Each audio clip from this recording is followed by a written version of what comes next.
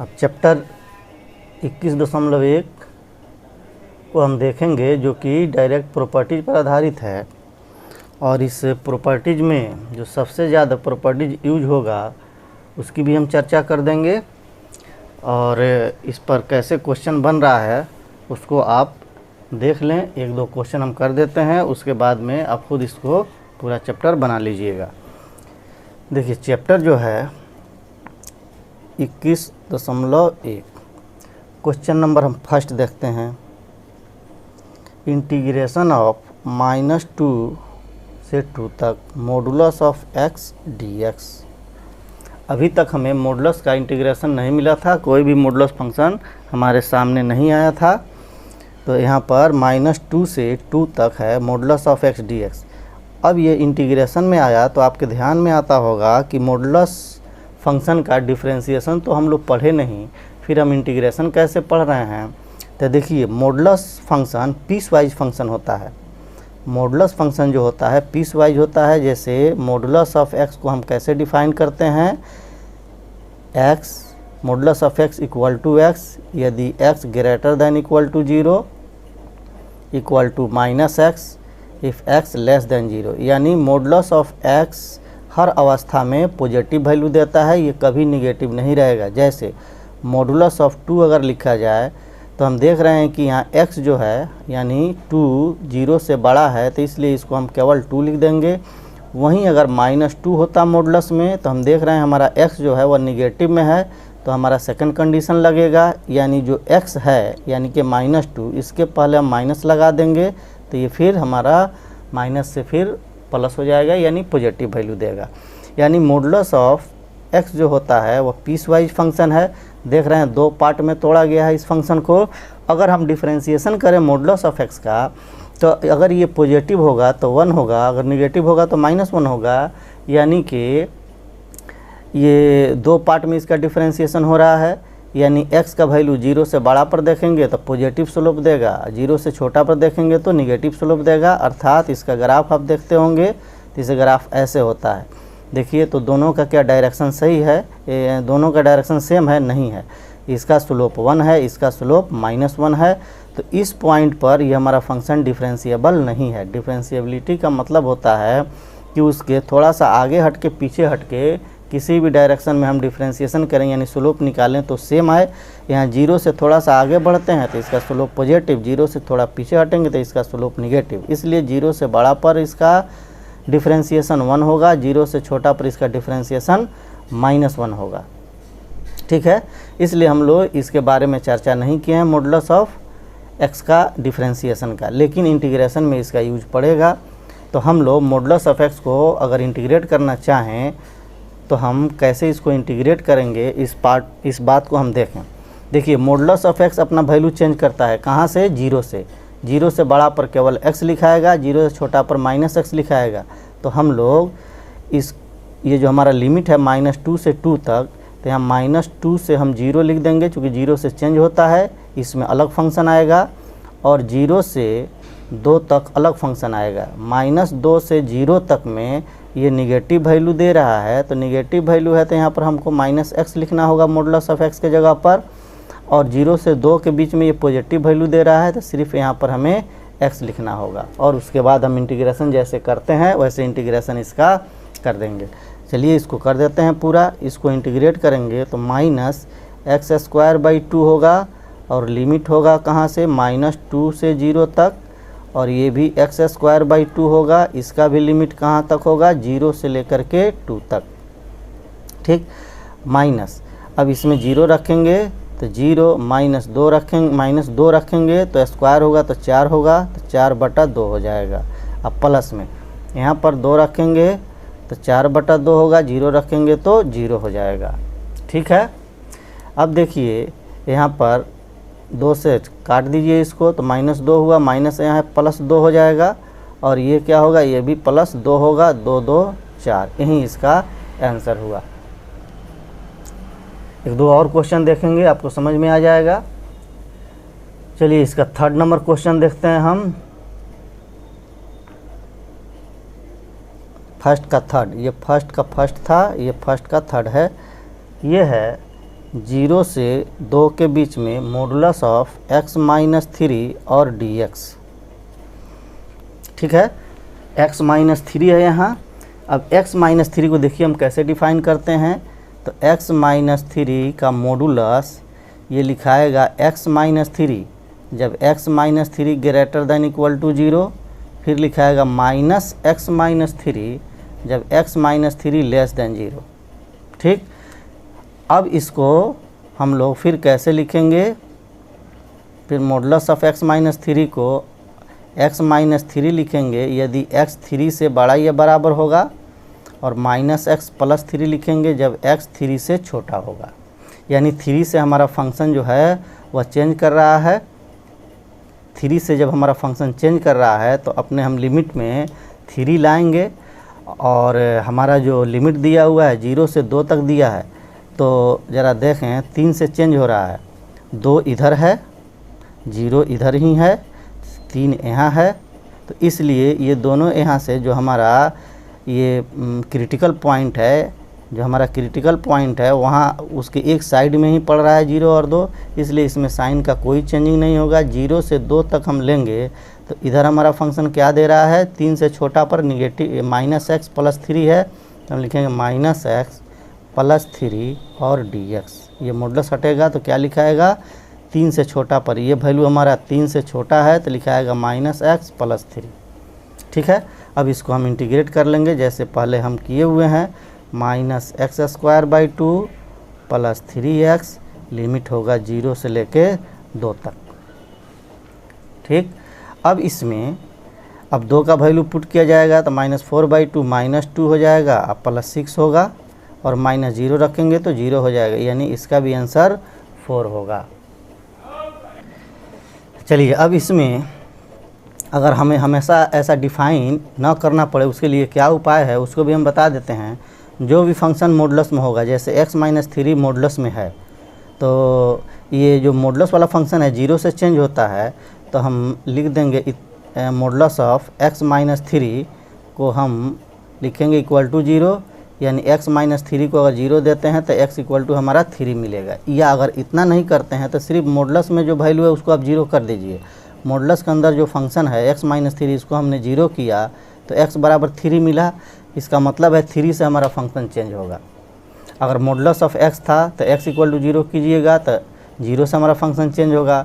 अगर 2x minus 1 अगर modulus में है तो 2x माइनस 1 को हम 0 कर देंगे तो x इक्वल टू हाफ हो जाएगा, यानी हाफ से हमारा फंक्शन चेंज होगा। ठीक है, इसी तरह से कोई भी मॉडुलस का अंदर रहेगा उसका पहले हम शून्यक निकाल लेंगे, यानी 0 ऑफ पॉलिनोमियल जो कहा जाता है उसको हम निकाल लेंगे, और वहीं हमारा क्रिटिकल पॉइंट होगा, वहाँ से हमारा फंक्शन चेंज होता है, या उसको टर्निंग पॉइंट कहिए, वहाँ से चेंज होता है। जहाँ से चेंज होता है उतना ही पार्ट में हम इसको तोड़ देंगे। जो आपका प्रॉपर्टी दिया हुआ था कि a टू b अगर है तो a से c और फिर c से b करेंगे, c कैंसिल हो जाता है। सेम उसी तरह से ये सभी क्वेश्चन है। चलिए अब एक क्वेश्चन देखते हैं 5 नंबर हम क्वेश्चन देख रहे हैं। ये है -1 to 1 है, और मॉडुलस ऑफ x है plus modulus of x minus 1 है, और टोटल dx है। तो इसमें कोई दिक्कत की बात नहीं है, आप अलग अलग कर लीजिए। -1 to 1 modulus of x dx, फिर यहाँ लिखेंगे -1 to 1 modulus of x minus 1 dx। अब इसको सोल्व कर लेंगे हम अलग अलग करके। ठीक है, चलिए अब हम चलते हैं क्वेश्चन नंबर 2 में। क्वेश्चन नंबर 2 में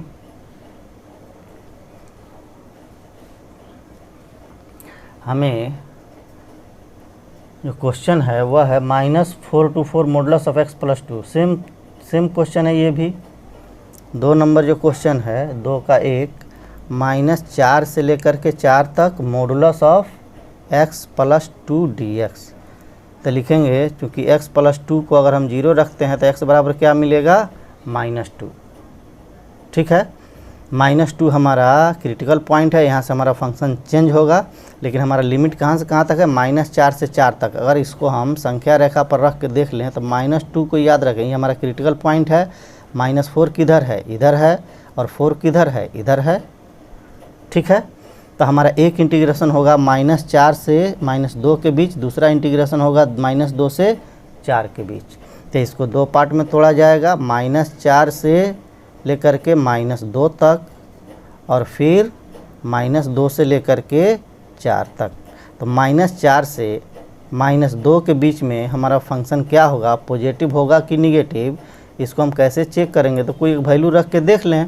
-2 से -4 के बीच में -3 है, -3 अगर इसमें हम रखेंगे x के जगह पर तो -1 आएगा जो कि निगेटिव हो रहा है। अगर ये फंक्शन हमारा निगेटिव हुआ तो इसमें हम माइनस लगा के लिखेंगे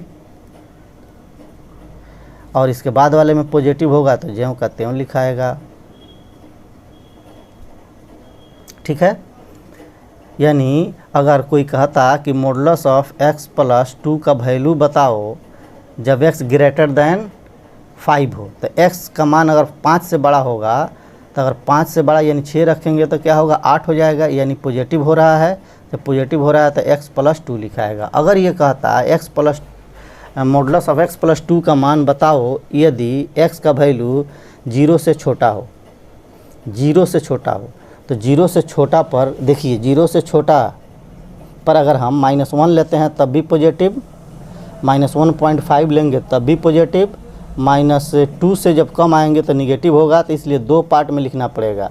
अगर 0 से छोटा बोला तो और इसका क्रिटिकल पॉइंट होगा x + 2 = 0 यानी x = -2। ये तो फंक्शन हमारा -2 से चेंज करेगा, तो -2 से चेंज करेगा। और हमने बोला 0 से छोटा, 0 से छोटा इधर, तो यहाँ पर -2 है, -2 से चेंज करेगा। तो 0 से छोटा का मतलब यहाँ से यहाँ तक में पॉजिटिव देगा ये, और इसके बाद में हमारा फंक्शन निगेटिव देगा। -3 लिखिएगा, इसका वैल्यू जब -3 पुट कीजिएगा तो निगेटिव में आएगा वैल्यू, इसलिए इसमें हम माइनस लगा के लिखेंगे।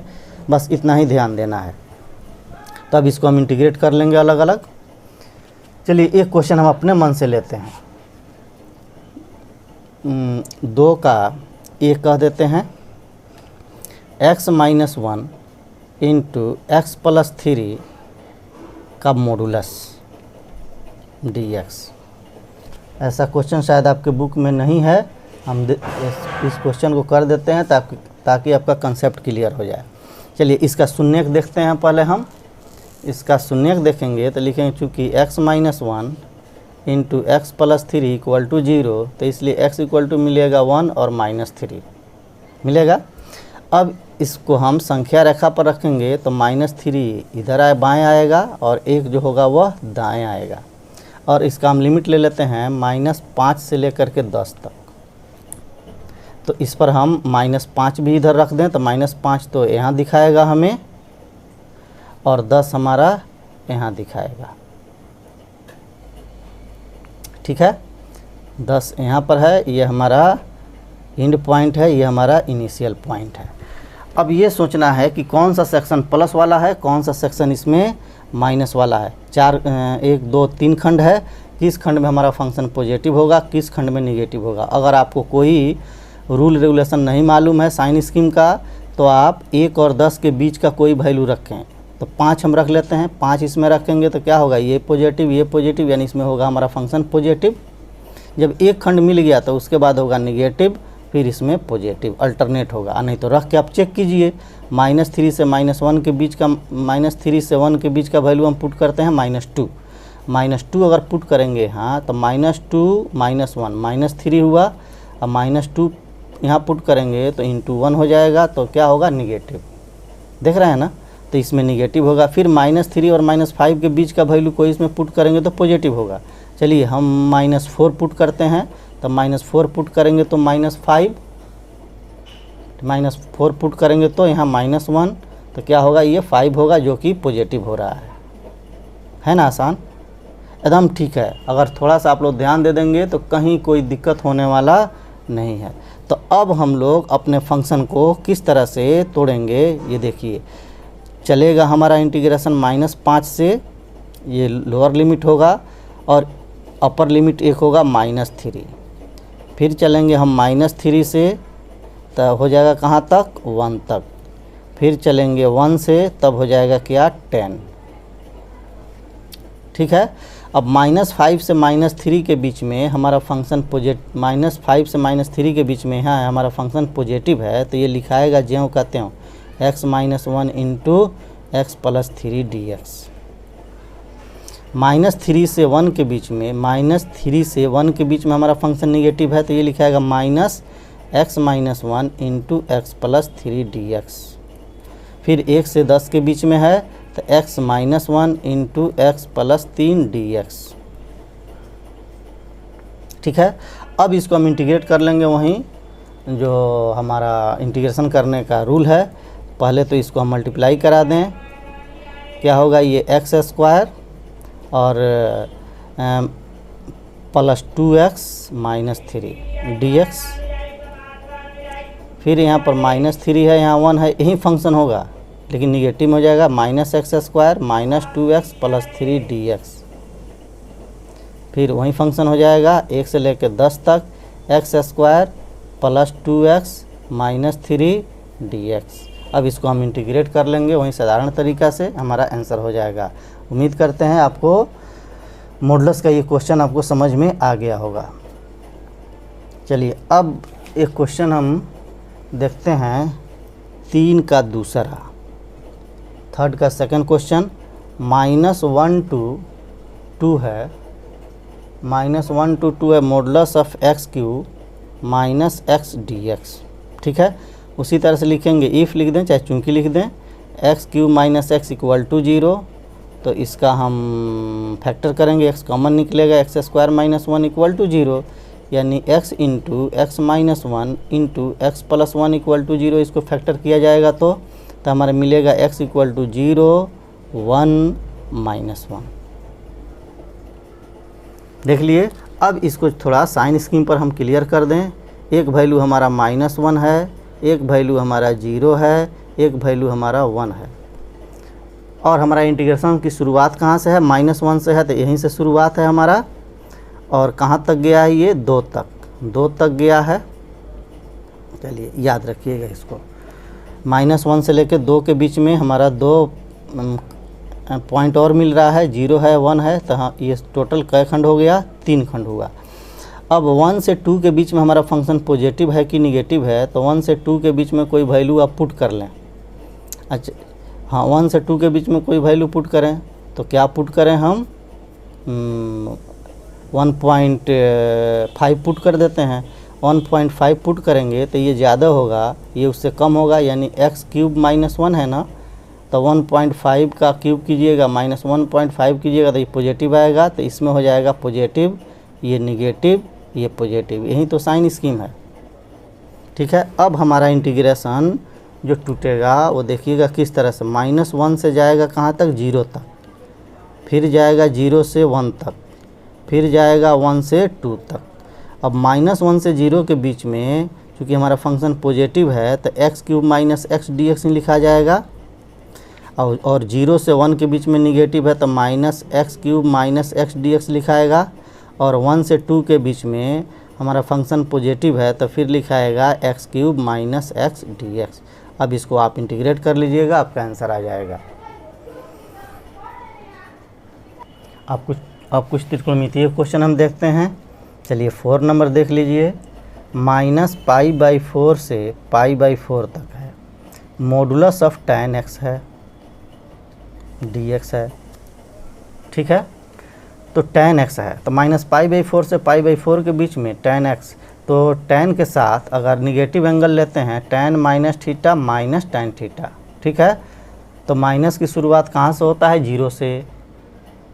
माइनस का शुरुआत 0 से होता है, तो इसमें कोई साइन स्कीम की ज़रूरत नहीं है।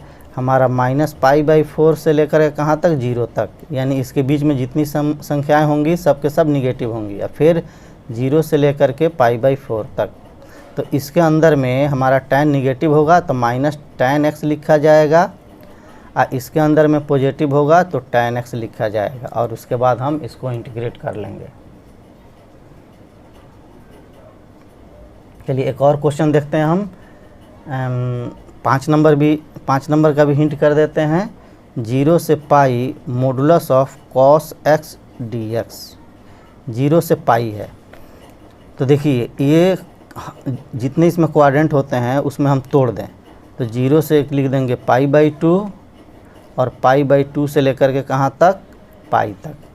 फर्स्ट क्वाड्रेंट में हमारा कॉस पॉजिटिव होता है तो cos x ही लिख देंगे, और सेकंड क्वाड्रेंट में हमारा cos निगेटिव होता है तो माइनस cos x लिखाएगा और dx लिखाएगा। अगर 2π होता, अगर 0 से 2π तक हम जाते तो उसको देख लें। अगर 0 से 2π अगर रहेगा और मॉडुलस ऑफ cos x या जो भी रहे, ठीक है, तो देखिए 0 से लेकर के π/2, π/2 से लेकर के पाई से लेकर के 3π/2, 3π/2 से लेकर के 2π। फर्स्ट क्वाड्रेंट में cos पॉजिटिव होता है तो cos x लिख देंगे, सेकंड क्वाड्रेंट में निगेटिव होता है तो माइनस cos x लिख देंगे, थर्ड में भी निगेटिव होता है तो माइनस cos x लिख देंगे, फोर्थ में पॉजिटिव होता है तो cos x लिख देंगे dx। तो ये दोनों चूँकि सेम है, दोनों निगेटिव होता है, तो हम डायरेक्ट लिख सकते हैं π/2 से लेकर के 3π/2 तक। तो एक इंटीग्रेशन को हम ख़त्म कर देंगे, π/2 से लेकर के 3π/2 तक लिख करके और इंटीग्रेट कर देंगे और ये भी हमारा हो जाएगा। चलिए 6 नंबर क्वेश्चन हम देखते हैं। 6 नंबर क्वेश्चन है 0 से π/2 modulus of cos x minus sine x। ठीक है, अब cos x minus sine x है, इसके चिन्ह को पाने के लिए थोड़ा सा अलग से काम करना पड़ेगा। देखिए cos x minus sine x equal to, अगर आप 0 करते हैं तो tan x इक्वल टू 1 हो जाएगा। कैसे, तो cos x इक्वल टू लिख दें साइन x, cos को बटा में करेंगे tan होगा इक्वल टू 1, यानी x इक्वल टू क्या होगा, π/4। यानी ये हमारा फंक्शन जो है π/4 से अपना साइन चेंज करेगा, यानी क्रिटिकल पॉइंट इसका हो गया π/4। जब π/4 इसका क्रिटिकल पॉइंट हो गया तो इसको हम दो पार्ट में तोड़ लें, 0 से π/4, फिर π/4 से π/2। और इसमें 0 से π/4 के बीच में हमारा फंक्शन पॉजिटिव होगा कि निगेटिव, रख के देख लें। हम चलिए 30 डिग्री रख लेते हैं। अगर 30 डिग्री रखेंगे इसमें तो हो जाएगा ये √3/2 और साइन 30 का मतलब 1/2। ये पॉजिटिव है, ये पॉजिटिव होगा।